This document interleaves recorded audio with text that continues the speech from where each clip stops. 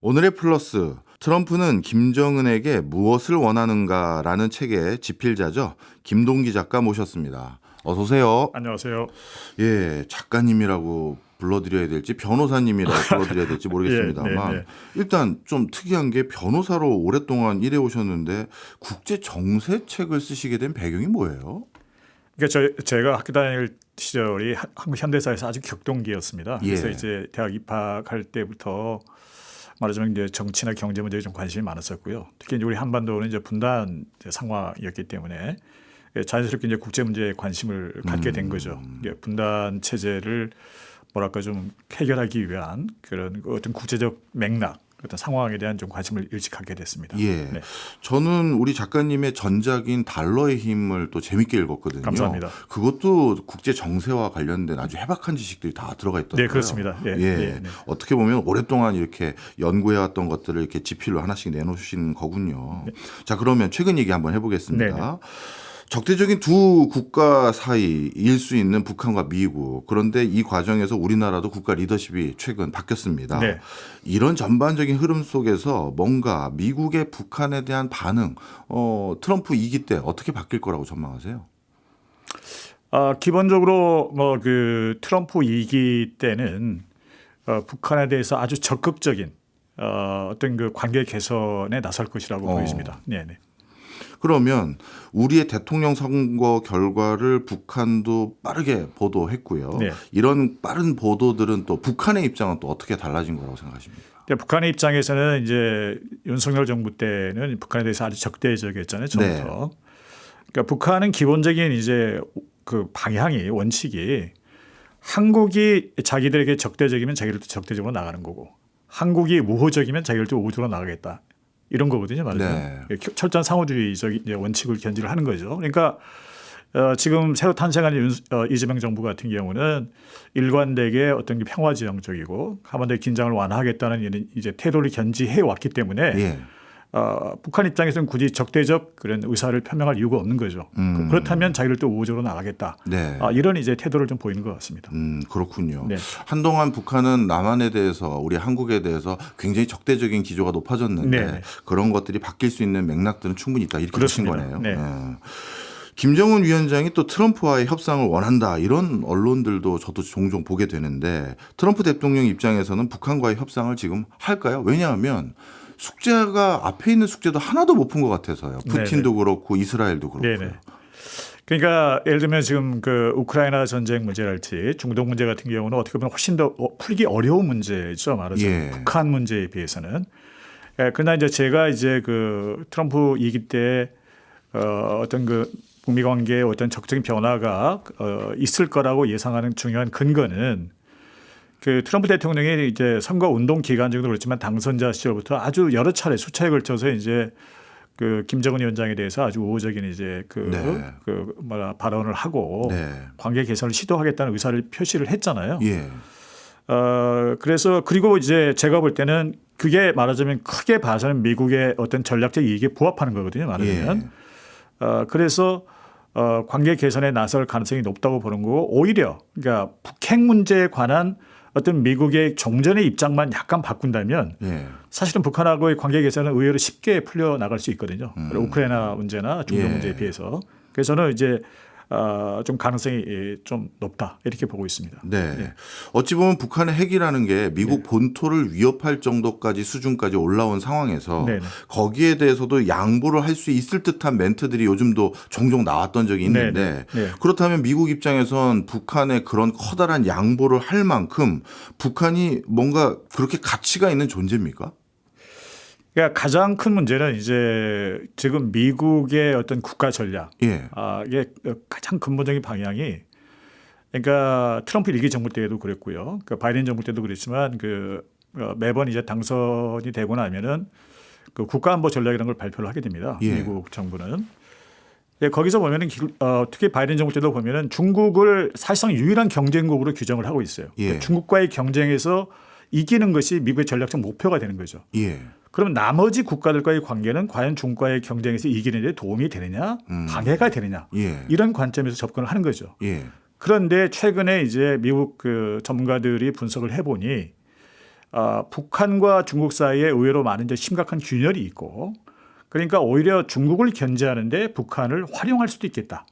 전략적으로. 예. 근데 이 가치를 인식을 한 거죠. 예. 그러니까 이제 핵 문제와 별도로 예. 이건 전혀 이제 훨씬 더 중요한 문제거든요. 말하자면 네. 미국 입장에서는. 지금 미국 입장에서는 북한의 핵이 중요한 게 아니라 그렇죠. 중국 견제가 더 중요하다 그렇죠. 이거군요. 예, 예. 예. 그러면 중국을 견제하는데 북한을 어떻게 활용합니까?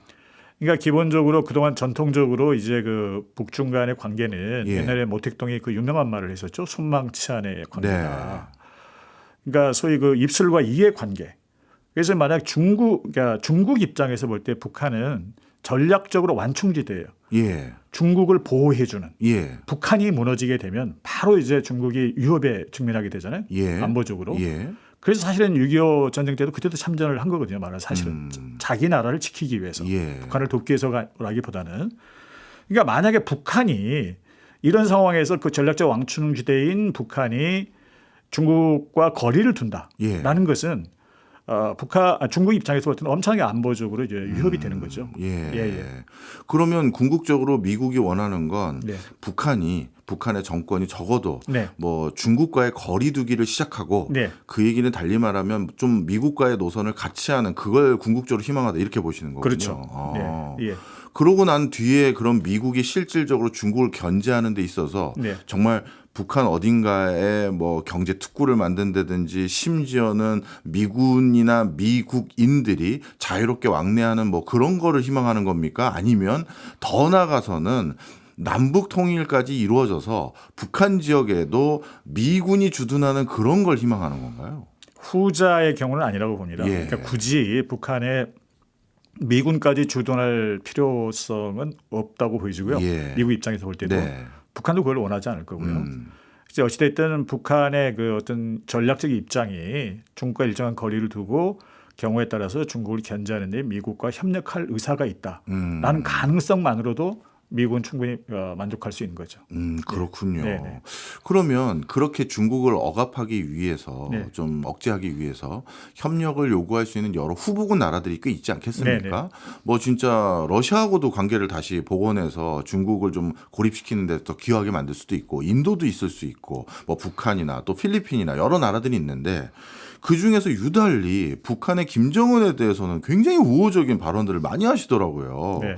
그 얘기는 그게 가능성이 높다고 봐서 그런 겁니까? 아니면 중요도가 높다고 본 겁니까? 두 가지 다라고 보여집니다. 그러니까 가능성도 높아 보이고 예. 그러니까 트럼프 일기 때 말하자면 어쨌든 3번 만났잖아요. 정상회담을 해서 의외로 트럼프가 이제 북한에 대해서 새로운 인식을 많이 하게 된 것으로 보여집니다. 예. 과거에 몰랐던. 그러면서 이제 그 어떤 그 북한에 대해서 이제 새롭게 인식을 하게 되고 특히 중국과 관련해서 그리고 그만큼 아까 말씀드린 대로 그 북한의 지리적인 위치 자체가 워낙 이제 그 중국에 바로 인접해 있으니까 예. 이제 전략적으로 대단히 중요한 거죠. 예. 뭐 그럼에도 불구하고요. 네. 제가 뭐 저자님의 견해를 뭐 오해한다든가 뭐 저 반발하는 건 아니고요. 네. 꼭 굳이 북한이라는 저 존재에게 공을 들일 이유가 있을까? 왜냐하면요. 네. 상하이나 북경에 네. 가장 가까운 미군 기지는 남한의 평택항에 있거든요. 네. 이 엄청난 어떤 전략적 요충지를 이미 미군이 활용하고 있는데 네. 그럼 남한과의 관계만 더 돈독하게 하면 되는 것이지 네네. 남한 정부를 어떻게 보면 패싱한다라는 우려까지 뭐랄까요 불러일으키면서 네. 북한과의 관계 복원을 한다? 네. 그렇게까지 해야 될 이유가 있을까요? 그러니까 미국 입장에서는 기본적으로 이제 한국이 전략적으로 대단히 중요한 건 그 말씀하신 대로 맞습니다. 예. 절대 한국을 놓쳐서는 안 되는 이제 요충지고요. 그런데 거기에다 북한을 만약 더한다면, 예. 만약에 미국 입장에서 한번 생각을 해보세요. 북한을 더한다면 중국에 대한 위협도가 훨씬 높아지겠죠. 예. 말하자면. 그러니까 미국의 전략가들은 이제 그렇게 생각을 하기 시작한 거죠.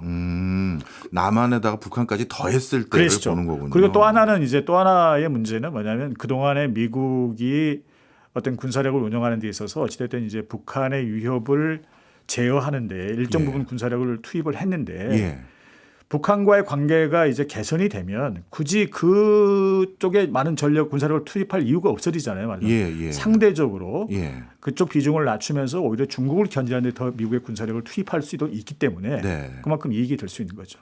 그것도 이렇게 해석할 수도 있을 것 같아서 여쭤보는 거였거든요. 무슨 소리냐면 남한의 미군이 주둔한 게 정말 이제는 우리가 남한과 북한의 그 경제력의 차이라는 걸 누가 봐도 다 아는데 감히 북한이 남한을 뭐 어떻게 침공한다 이랬다가는 오히려 큰 된설이 맞을 게 뻔하거든요.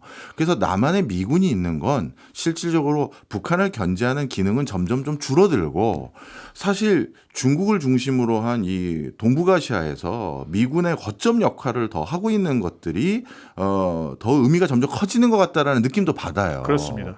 그런 상황에서 그게 과연 북한이 잠정적인 위협 국가이기 때문에 거기에서 전략 유출이 좀 돼서 그래서 중국과 무슨 갈등이 고조됐었을 때 힘을 온전하게 투여하지 못한다. 이렇게까지 생각하는 건 좀 과한 거 아닌가 싶어서요. 그러니까 실제로 이제 그동안 이제 그 주한미군 규모가 꽤 크잖아요. 그러니까 근데 어쨌든 미국 입장에서는 그동안 이제 오랫동안 그 북한을 이제 군사적으로 견제하는데 많은 이제 그 어떤 전력을 투입을 해왔단 말이에요. 그러니까 최근에 나온 그 미국의 어떤 그 군사 전문가나 안보 전문가들 그 이야기를 보면 그 글들을 발표한 글들을 보면 어찌됐든 미국 입장에서는 북한을 견제하는데 많은 에너지를 쏟고 싶지가 않은 거예요. 말하자면.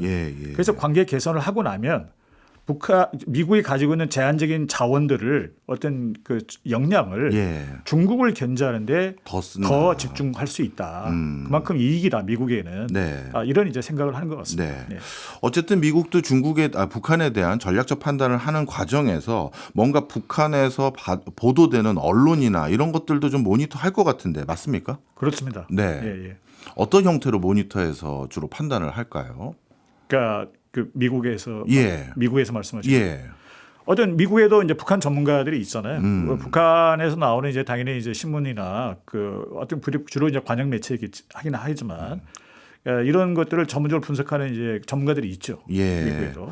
그런 걸 바탕으로 북한의 어떻게 보면 수뇌부의 목소리가 어떤 형태로 흘러가는지 보고 있는 거군요. 그런 과정에서도 트럼프 2기 때는 한결같이 북한과의 관계 복원을 희망할 정도로 야, 북한이 그렇게 전략적 가치가 높군요. 자, 그다음에 이제 좀 경제적으로도 좀 여쭤보겠습니다. 북한이 중국과의 거리감을 두게 만들려면 어쩔 수 없이 금전적으로도 좀 도움을 줘야 당연하죠. 거리가 확실히 벌어질 거 아니겠습니까?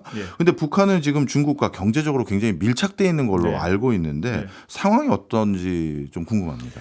그러니까 어쨌든 북한은 국제적으로 완벽하게 이제 고립이 되어 있잖아요. 고립이 되어 있어서 그 동안에 이제 뭐 합법적으로 다른 나라들과 이제 무역도 할 수 없고 엄청난 이제 제재에 이제 좀 묶여 있기 때문에. 그래서 어쩔 수 없이 사실상 이제 중국의 사실상 국경을 맞대고 있으니까 그러니까 일정 부분 약간 좀 어떤 불법적이긴 하지만 약간 밀무의 형태로라도 이제 그런 중국에 의존을 하는 이런 이제 관계였죠. 그러나 이제 어찌됐든 그러나 북한 입장에서는 여기서 벗어나고 싶은 거예요. 최대한 빨리 벗어나고 싶은 거고. 그러기 위해서는 결국은 이제 미국과의 관계 개선만이 어떻게 보면 거의 유일한 길이기 때문에 북한 입장에서도 그 미국과의 관계 개선이 아주 절대적인 그런 이제 그 필수적인 상황이죠. 저도 실제 뭐 많지는 않습니다만 북한 관련한 전문가들이라든가 탈북하신 분들하고 대화를 나눠보니까요. 제가 알고 있던 그 생각과 달리 북한이 이렇게 중국을 우호적으로 생각하는 게 아니더라고요. 그렇습니다. 그게 진짜 깜짝 놀랐는데 김정은도 그렇게 생각합니까? 당연하죠. 그러니까 그게 이렇게 생각하시면 돼요. 가장 단적인 예가 원래 중국의 최고 지도자가 이제 그 자리에 오르면은 보통 이제 5년 단위로 이제 그 임기가 5년이거든요. 1차 시진핑 1기 때. 시진핑 1기 5년 동안에 김정을 한 번도 만나지도 않았어요. 초청도 안 했고 북한을 방문하지도 않았고 오히려 박근혜 대통령을 초청을 하고 당시 맞아요. 그리고 한국을 먼저 왔어요. 북한은 가지도 않았는데 그러니까 역사상 처음 있는 일이거든요. 말하자면 북중 간의 역사상 그만큼 그 시진핑과 김정은의 사이가 안 좋았던 거죠. 그걸 단적으로 얘기해 주는 거거든요. 그러니까 오히려 이제 그렇게 얼어붙었던 두 나라의 관계를 뭔가 좀 전환시켜준 계기가 오히려 트럼프가 갑자기 이제 2018년도 싱가포르에서 만나서 이제 김정은과 회담을 하겠다니까 중국이 이제 활짝 놀란 거죠. 네. 그러니까 중국은 계속 의심을 하고 있거든요. 말하자면 북한이 말하자면 이제 미국이나 한국과 손을 잡고 자기들에게 위협을 가하지 않을까 이런 의심을 하고 있던 터에 갑자기 이제 김정은이 트럼프를 만난다 그러니까 그때서야 부랴부랴 김정은을 초청을 하고 그렇게 해서 그 김정은이 트럼프와 세 차례 회담 그리고 이제 문재인 대통령과 회담 이런 중간중간에 5차례 만나는 거죠. 네. 그러니까 북중 간의 관계라는 것이 결코 그렇게 그 우호적 관계가 아니다. 네. 예. 바로 그런 맥락에서 네. 다시 또 질문을 드리면요. 네. 오늘 제가 작가님을 너무 괴롭혀야 되는 건 아닌지 모르겠습니다만 너무 궁금해서요. 네. 이게 북한의 노림수에 놀아나는 게 아닌가 이런 생각도 가져요. 왜냐하면 결국 시진핑을 만나게 해준 게 트럼프잖아요. 그리고 북한이 중국의 도움을 적극적으로 받을 수 있는 여지를 만들어준 것도 어설프게 미국이 야 북한 잘 지내보자 했다가 중국이 이거 안 되겠는데 야 북한 들어오라고 해서 우리 좀 다시 관계 복원하자. 결국 북한은 미국도 약간 우호적인 관계로 손에 쥐어지게 됐고 중국하고도 관계 복원했고 요즘은 러시아하고도 사이가 좋아 보여요. 근데 문제는 뭐냐면 이게 그 지난번 트럼프 일기 때 어찌됐든 시진핑과 김정은이 5차례 회담도 하고 이제 부랴부랴 중국에서 놀래가지고 이제 어떻게 북한을 달래려고 했던 거죠. 말하자면 여러 가지 이제 그 제스처를 취하는데 실질적으로 무슨 큰 뭐 이렇게 도움을 주거나 그런 게 없었어요. 그건 아니군요. 없었어요. 그러니까 오히려 코로나 사태가 끝나고 나서 김정은이 최초로 방문한 외국이 러시아였죠. 우크라이나 전쟁이 이제 발발한 이후에 그러면서 이제 북한과 러시아 관계가 아주 긴밀해지잖아요. 말하자면 여러 가지 파병도 하고 이제 무기도 지원하고 그러면서 그에 비례해서 중국과 북한의 관계는 더 냉각이 됩니다. 그래서 뭐 작년에 어떤 언론에 보도에 따르면 김정은 입에서 직접 중국은 북한의 숙적이다. 그렇게 얘기했어요. 그렇게까지 이야기했다고 나올 정도로 더 악화가 된 거죠. 말하자면. 그러니까 북한이 결코 중국과도 잘 지내고 러시아하고도 잘 지내고 미국하고도 잘 지내고 두루두루 다 이용하는 절대 이럴 수 있는 상황이 아닙니다. 말하자면.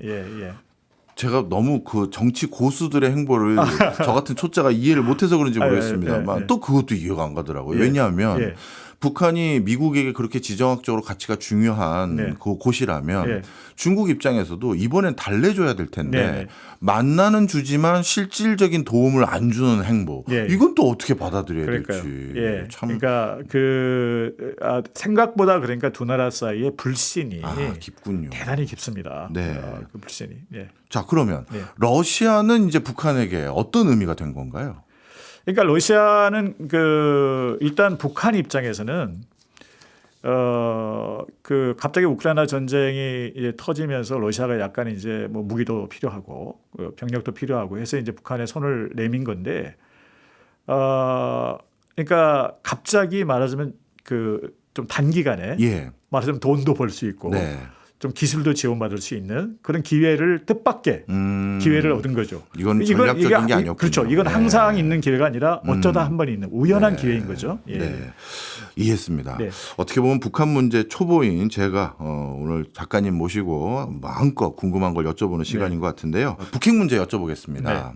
뭐 사실 합리적인 어떤 의사결정이라면 북이 남한을 향해서 핵을 발사한다 이런 건 뭐 불가능에 가깝다. 저는 그렇게 판단합니다. 그렇지만 사람은 합리적인 동물이 아니지 않습니까? 순간 또 체제의 분란 때문에 이상한 일이 또 전개될 수도 있을 것 같고요. 자, 그래서 이 북한 핵무기 문제 어떻게든 해결해야 될 텐데 어떻게 풀 수 있을까요? 그러니까 궁극적으로 어떤 북한의 비핵화 과정 자체가 그러니까 과정의 문제죠. 어떤 절차를 거쳐서 할 것인지. 그동안은 근데 그러나 지금까지 최근까지 어떤 미국이나 한국의 입장은 먼저 핵을 다 없애라. 비핵화를 해야만이 비로소 제재도 풀고 뭐 수교도 하고 지원도 해주겠다라는 게 이제 원칙이었잖아요. 그러니까 어쨌든 북한이 NPT를 탈퇴를 해서 핵을 개발한 최초의 국가거든요. 기존의 다른 뭐 인도랄지 파키스탄, 이스라엘 같은 경우도 이제 우리 핵 보유국이라고 말하지만 그들은 처음에 NPT를 아예 가입을 안 했었어요. 그러니까 그 NPT 체제를 유지하는 그 어떤 그 국제적 어떤 당위적인 과제라는 측면에서도 북한의 비핵화는 상당히 필요한 것이죠. 그러나 최근에 이제 미국의 그 어떤 그 외교안보 엘리트들의 생각이 좀 많이 바뀌었어요. 무수히 많은 시도를 해왔지만 네. 말하자면 실패했잖아요. 네. 그동안 엄청나게 그 유명한 말이 있죠. 오바마 정권 시절에 소위 전략적 인내라 그래서 예. 그냥 어떻게 보면 거의 이제 철저하게 고립시켜서 제재를 가하면서 그러면 뭐 예를 들면 북한이 무너지고 뭐 포기하겠지 이랬는데 꿋꿋하게 버텨왔거든요. 지금까지. 예. 그러면서 오히려 핵 능력은 더 고도화되고 미사일 능력도 고도화되고. 예. 그러니 이제는 현실을 인정을 하자. 미국도. 이게 어차피 실패하지 않았냐. 비핵화 그동안 이런 식의 접근 방법이. 네. 그러니까 현실적으로 핵을 보유하고 있다는 사실 자체는 인정을 하고 네. 그걸 합법성을 인정하는 게 아니에요. 그러니까 합법성을 인정하는 건 아니지만 그 사실 자체를 인정을 하고 그런 다음에 문제를 풀어나가자. 네. 그래서 지금 트럼프 2기 정부의 입장은 제가 볼 때는 일단은 그 핵을 동결하고 예. 더 이상 이제 핵실험이나 미사일 실험을 동결하고 그리고 이제 비확산에 동의를 한다면 네. 일단은 좀 기초적인 외교적 관계를 맺겠다. 예. 그리고 나서 대화를 통해서 그리고 여러 가지 협력을 통해서 단계적 점진적으로 비핵화를 하겠다라는 네. 게 지금 이제 미국의 그 어떤 의사로 보여집니다. 예. 뭐 그 미국의 전략, 의사에 대해서 성패 여부를 여쭤보려고 하는데요. 예를 들어서요. 네. 뭐 이란, 네. 러시아, 북한 대부분 다 미국의 경제적 제재를 받는 국가들입니다. 네. 근데 결론이 어떻게 됐느냐? 맷집만 세진 것 같아요. 네. 정말 제재 이후 또 추가적인 제재하겠다 했을 때 버티는 능력이 훨씬 더 고도화된 것 같습니다. 그래서 경제 제재라는 게 그렇게 큰 어떤 위력을 발휘하지 못하는 것 같고 네. 그렇기 때문에 뭐 풀어준다고 좀 좋을지 모르겠지만 지금 우리 이걸로도 잘 버텨 이렇게 돼버린 것 같아요. 네. 그러면 핵의 비핵화를 도모하는 그걸 하면 또 그거와 앞서서 경제를 좀 어떻게 보면 관계를 복원하겠다 이렇게 했었을 때 경제적인 부양만 해주고 결국 비핵화 달성도 못할 것 같다라는 전망도 있을 것 같아요. 그렇습니다. 작가님은 어떻게 생각하십니까? 그러니까 결국은 그러니까 그러니까 정치의 영역과 군사의 영역을 분리할 필요가 있다고 봅니다. 네. 그러니까 흔히 이제 우리가 그런 말을 하잖아요. 이제 어떤 군사는 모든 군사적 수단이나 행위는 정치의 연장이다. 예. 이야기를 하는데, 그러니까 핵을 보유하고 있고 군사적으로 대립하고 있다는 것은 군사적 영역이에요. 예. 그러나 이게 우리가 두 나라 관계가 적대적이냐 우호적이냐 라는 네. 정치의 영역인 거죠. 예. 그러니까 핵을 물리적으로 보유하고 있다는 자체가 위협이 되지만 예를 들면 우리가 미국이 핵을 가지고 있고 예를 들면 이스라엘이 가지고 있고 예. 인도가 가지고 있지만 우리가 위협감을 안 느끼잖아요. 그건 그렇죠. 영국도 가지고 프랑스도 가지고 예. 있지만 왜냐하면 정치적으로 우호적 관계에 있기 때문에 예. 그런 거죠. 그러니까 제가 생각할 때는 정치적 관계가 더 중요하다는 걸 보는 거죠. 말하자면. 그러니까 예. 만약에 미국 입장에서도 북한과 관계를 정치적으로 이제 적대적 관계에서 우호적 관계로 전환하면 예. 그 핵이 물리적 핵 자체가 미국의 위협의 어떤 정도나 성격이 바뀔 수 있는 거죠. 네. 그거는. 그래서 일단 그 두 영역을 좀 분리해서 볼 필요가 있다 이렇게 생각을 합니다. 그렇네요. 말씀을 네. 듣고 보니까 핵을 가지고 있는지 없는지도 중요하지만 네네. 그 가지고 있는 주체가 예. 정치적으로 어떤 관계 설정 속에 있는 국가인지도 예. 굉장히 중요하군요. 그렇습니다. 예. 예. 그렇다면요. 그런 관계 속에서 어찌 보면 네. 미국과의 관계 복원을 위해서 경제적으로는 많은 것들을 좀 풀어주고 네. 대신 핵을 가지고 있다는 그 사실 자체는 그냥 용인을 해주는 걸로 간다면 네. 우리 한국 입장에서는요. 네. 북한은 핵을 보유한 국가가 됐는데 네. 우리는 없다. 네. 이거 그대로 해도 되는 건지도 좀 궁금합니다. 그러니까 일단은 미국은 기본적으로 북한의 핵 보유 사실을 항구적으로 인정하겠다는 절대 그런 이야기는 안 할 겁니다. 그렇겠죠. 단계적으로 네. 이제 비핵화하겠다 이렇게 이제 선언을 하는 거죠. 예. 그러나 어찌됐든 잠시라도 예. 일시적으로라도 그게 몇 년이 될지 모르겠지만 북한이 핵을 물리적으로 보유하게 되면은 당연히 이제 우리 한국의 국민들 입장에서는 상당히 불안감을 이제 느낄 수밖에 없는 거죠. 네. 그러니까 일부에서는 이제 우리도 핵을 갖자, 핵무장을 하자 네. 이런 이야기도 이제 하시는 분들도 계시고 이러는데 제 생각에는 우리가 스스로 자체 핵무장을 한다는 건 사실상 좀 어렵다고 봅니다. 예. 워낙 난관이 크고요. 예. 우리가 치러야 될 대가가 너무 커요. 예. 특히 경제적 대가 예. 이런 것들이. 예, 북한이 완전히 고립된 나라이기 때문에 별로 이제 국제적인 제재를 받아도 문제가 없지만 우리는 다 틀리잖아요. 고도로 네. 개방된 나라이기 때문에 네. 일단 국제적인 어떤 제재를 받고 하면은 뭐 엄청난 타격을 입을 수밖에 없기 때문에 예. 그래서 그런 것도 현실적으로는 고려를 할 필요가 있고 예. 그래서 저는 제 입장에서는 기왕에 미국이 나서서 어떤 이제 자기들 전략적 이익을 위해서 북한과 정책 관계를 이제 개선을 하면은 예. 우리도 남북한의 관계를 굳이 적대적 관계를 계속 유지를 해야 되느냐. 그 차제에 예. 그러니까 미국 입장에서도 남북한의 관계 개선을 원하는 거거든요. 이제는 예. 만약 중국이 이제 주된 위협으로 설정을 하고 중국을 견제하는 데 남북한이 같이 해주기를 원하잖아요. 미국 입장에서 볼 때는. 예, 그렇겠죠. 근데 굳이 남북한이 적극적으로 대립한다? 예. 이걸 미국도 원하지는 않는 거예요. 네. 그러면은 남북한의 관계를 개선을 해서 정치적 관계를 개선을 하면 예. 그래서 이제 여러 가지 경제적 협력도 하고 여러 가지 관계 신뢰가 조금씩 지금은 워낙 이제 아무런 신뢰가 없지만 네. 신뢰가 조금씩 쌓이게 되면 네. 그만큼 북한의 핵이 갖는 그게 어느 정도 기간을 보유할지 모르겠지만 예. 북핵이 갖는 어떤 위협은 예. 이제 많이 감소할 수 있는 거죠. 네. 역설적으로. 예. 남한 핵 보유에 대해서 좀 강경하게 네. 이번 참에 우리도 핵을 보유하자라고 주장하시는 분들의 네. 의견은 네. 또 이런 맥락이 있더라고요. 네, 네. 우리가 핵을 보유하게 되면 치러야 될 대가가 큽니다라고 하지만 네. 지금 국제 관계 속에서 뭐 경제적인 맥락 속에서요. 한국의 밸류 체인에서 하고 있는 역할이라는 게 너무 결정적이고 중요한 부분이 많은데 네. 제재를 구체적으로 어떤 방식으로 할 건지 얘기해봐라라고 하면 또 구체적으로 그거에 대해서 답변 들은 적이 없다 이렇게들 얘기하세요. 뭐 아직 거기까지는 우리가 예를 들면 네. 지금 우리가 한국이 예를 들면 NPT 탈퇴를 이게 공식적으로 선언을 하면은 예. 그때 가서 이제 유엔에서 논의를 하겠지만 네. 지금 그걸 미리 예상해서 국제적으로 대단히 민감한 문제잖아요. 그렇죠. 예를 들면 미국이나 예. 다른 뭐 이렇게 그 안보리 상임이사국들이 이렇게 공개적으로 논의하기는 참 어려운 문제죠. 그렇죠. 예, 예. 그런데 이제 물론 이제 그게 실제 그런 선언을 했었을 때 네. 경제적으로 국제사회에서 네. 한국에 조금 부담감을 주려는 행보가 예. 어떻게 전개될지 모르겠지만 네, 네, 네. 외교라는 게 네. 우리가 온건한 노선과 프렌들리한 노선만 있는 게 아니잖아요. 네, 네. 때로는 위협도 주고 네. 나도 화났어 이런 네. 시그널도 예, 필요하지 예, 않습니까? 예.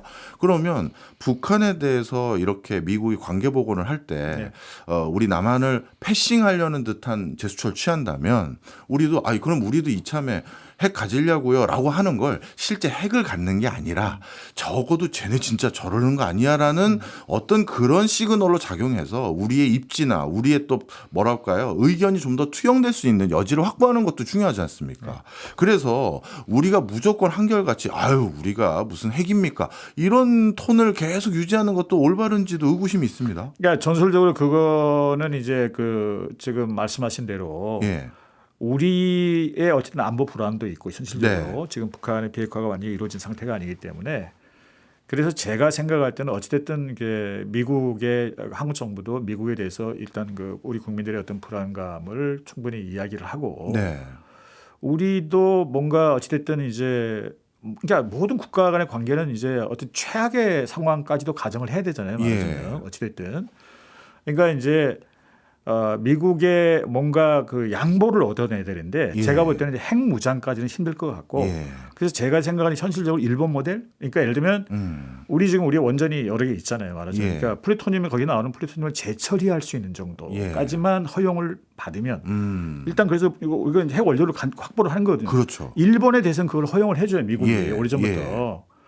그러니까 뭐 언제든지 필요하면 바로 만들 수 있단 말이에요. 그러니까 우리도 그 정도까지는 좀 이제 좀 허용을 해달라. 그거는 미국이 뭐 승인을 해주면 돼요. 가능해요. 네. 이게 한국과 협정을 개정하면 되거든요. 말하자면 지금 그걸 못하도록 막아놨는데. 그래서 이제 이번에 미국하고 이제 좀 뭐 여러 가지 협상을 좀 잘해서 좀 뭐 그것까지만 얻어내면 뭐 우리 국민들도 상당히 많이 불안감이 좀 많이 해소가 되지 않을까 저는 그런 생각을 합니다. 하긴 우리나라의 경제력과 기술력이라면 그 정도만 가지고 있어도 마음만 먹으면 언제든지 할 수 있으니까요. 그렇네요. 그것도 방법이겠네요. 자, 그러면 지금까지 맥락을 다 말씀 주신 걸 들어봤더니 아마 북미 관계 개선이 상당히 기대되는 여지가 있어 보입니다. 그렇다면 이건 우리에게도 기회가 될까요? 당연하죠. 네. 그러니까 저는 이제 군사 안보적으로는 예를 들면 어쨌든 북한의 핵이 여전히 존재하기 때문에 어떤 불안감이 있지만 오히려 경제적 관점에서 우리 한국에 엄청난 기회가 될 수도 있다 이렇게 생각을 합니다. 그러니까 아시다시피 지금 우리 한국 경제 상당히 어렵잖아요. 그렇죠. 사실 활로가 별로 보이지가 않아요. 예. 저도 아무리 생각을 해봐도 저도 이제 많은 기업인들 만나고 많은 이야기를 해보는데, 그래 어쨌든 북한이 이제 미국과 관계를 개선해서 이제 제재도 일부 완화되고 미국이 나서서 좀 지원을 하기 시작을 하면은 북한은 지금 이제 아시다시피 엄청난 자원 대국이거든요. 네. 그러니까 뭐 전문가들이 추정한 바로는 일단 광물 자원도 한 보통 7조에서 8조 달러, 네. 많게는 10조 달러까지 추정을 하는데 오. 그중에 상당수가 요즘 잘 나가는 히토리란 말이에요. 예. 말하자면. 그러니까 우선 그거 하나만 놓고 봐도 북한이 가진 경제 잠재력이 엄청나게 크거든요. 그 여러 가지 가능성이, 그리고 아주 기초적인 인프라부터 다시 이제 만들어야 되기 때문에 저는 이 과정에서 우리 한국 기업들에게 정말 많은 기회가 있을 것이다. 오히려 이 과정에서 어찌됐든 한국 기업들이 적극적으로 참여해서 예. 우리 한국 정부가 또 많은 노력도 해야 되겠지만 그렇게 해서 북한 경제가 이제 고속 성장을 하게 되면 우리 한반도 전체 남북한에 말하자면 이게 경제적 이제 역량이 커지는 거잖아요. 예. 하드파워가 커지는 거니까. 그러면 이제 정치적으로는 이제 통합이 안 되지만 사실 하나의 경제권, 저는 이제 그걸 코리아 경제권이라고 부르는데 예.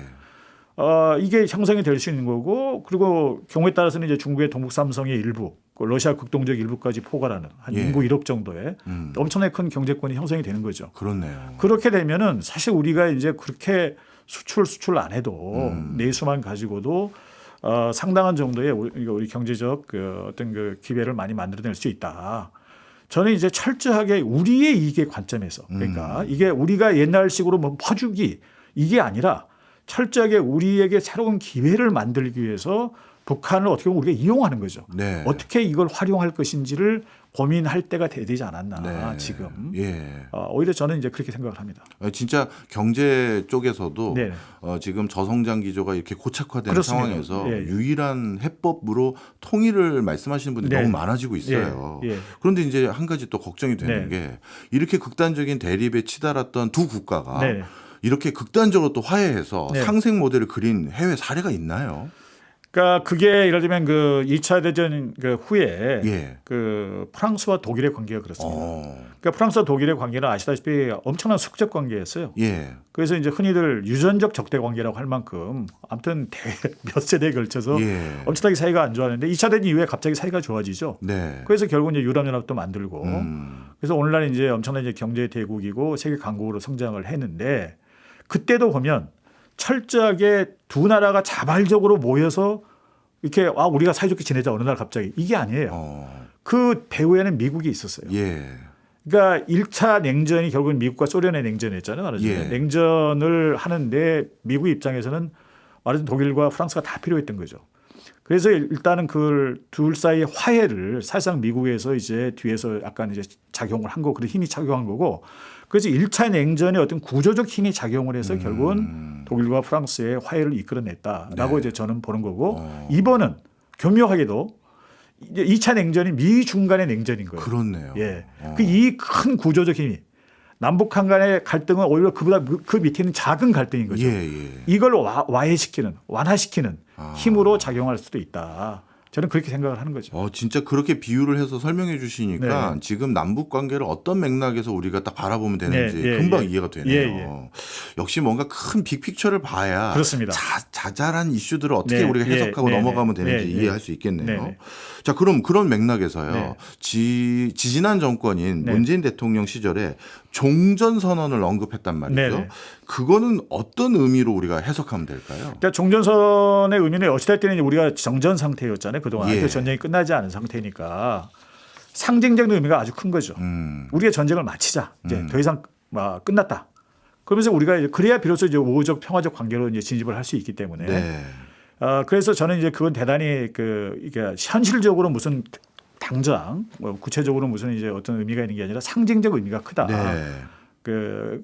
근데 이게 묘하게도 이제 미국의 많은 전문가들도 이야기를 많이 합니다. 그러니까 북미 간의 관계를 개선하는데 첫 단추로서 네. 이 종전 선언이 의미가 있다. 그래서 저는 만약에 트럼프 대통령이 이제 김정은과 만나게 되면 종전 선언은 의외로 빨리 나올 수 있다라고 생각을 합니다. 예. 예, 예. 이거는 뭐 오늘 북한 문제를 주로 여쭤보긴 합니다만 관련된 이슈라서 여쭤보면 저는 요즘 이런 생각마저 듭니다. 너무 제가 냉소적으로 표현해서 좀 송구하긴 합니다만 남북 통일보다 여야 합의가 더 어려울 것 같다라고 할 정도로 진짜 남남 갈등이 너무 극단화되고 있는 것 같습니다. 그렇다면 대북 문제도 딱 봤더니요. 정치적으로 이념적으로 굉장히 딱 엇갈리는 것 같아요. 이쪽에서 정권 잡으면 굉장히 강경 노선이고 반대쪽에서 정권 잡으면 역시나 또 온화하고 온건한 노선으로 바뀌고 대북 문제 풀기 위해서 이 남남 갈등은 어떻게 해결했을까요? 그러니까 저는 예를 들면 그것도 아까 독일과 프랑스의 화해 과정을 보면 역사를 보면 그때도 보면 그 양 나라가 그랬어요. 내부에 치열하게 거기에 대해서 그때도요. 엄청나게 적대적이었거든요. 말하자면 이 독일과 프랑스가 사이가 그러니까 안 된다 뭐 이런 이제 반대파도 많았지만 결국은 큰 구조적 힘이 작용하면서 그걸 시간이 지나면서 점진적으로 변해왔거든요. 저는 그러니까 지금은 과거의 오래된 관성이 있잖아요.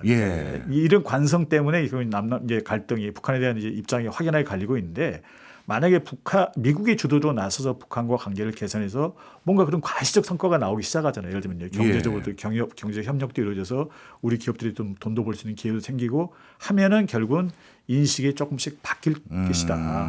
오히려.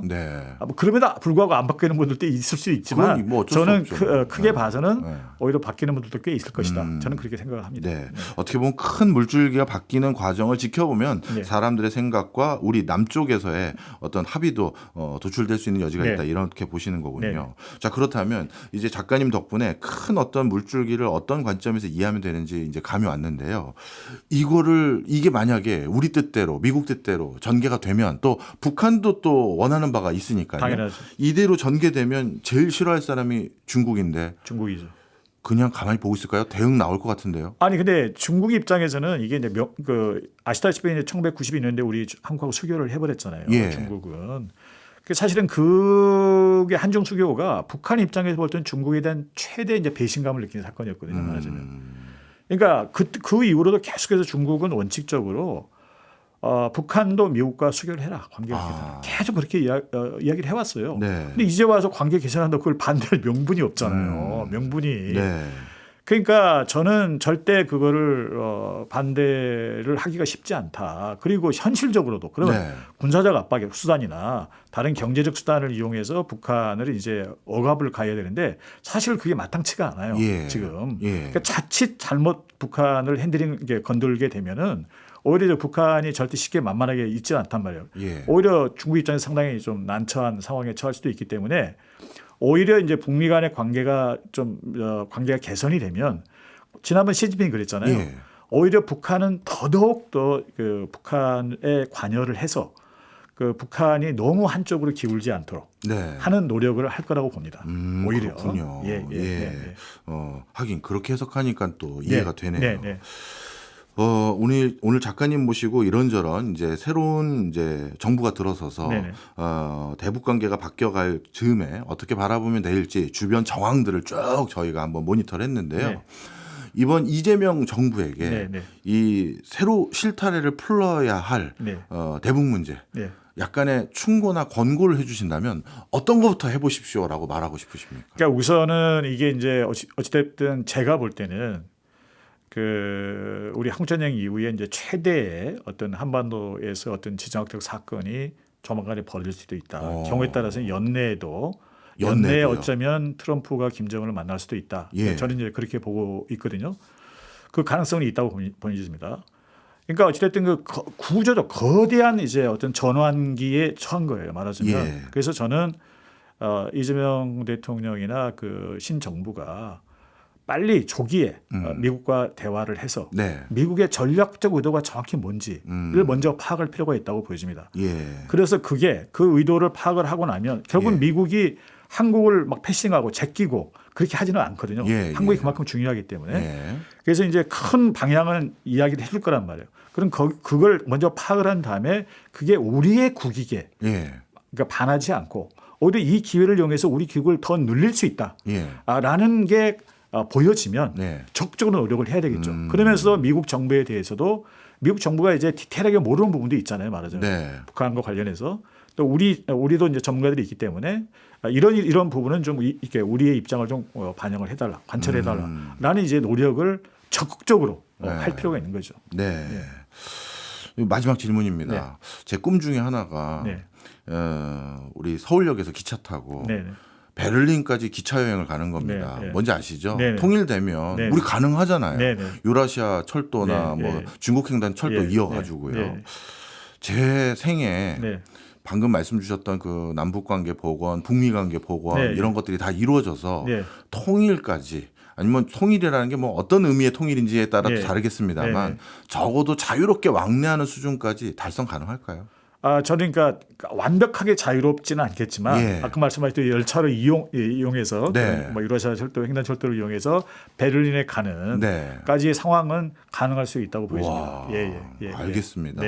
이번에 뭐 새로운 또 변화의 바람이 불 것 같으니까 그런 좋은 기회에 초석이 만들어졌으면 하는 바람입니다.